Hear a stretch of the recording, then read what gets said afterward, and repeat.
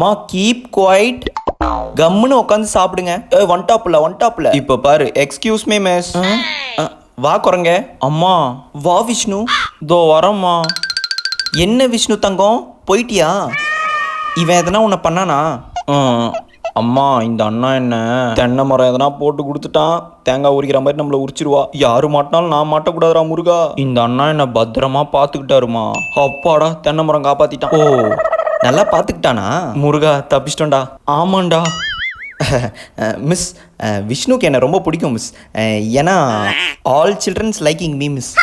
ஏ மாடே ரைட்டா போய் பிளேஸ் லாக்கர் போ. போயிட்டு வரேன் மிஸ். முருகா கிளம்பு. அப்பாடா முருகா ஒரு வழியாக எல்லா பிரச்சனையும் முடிச்சிட்டோண்டா.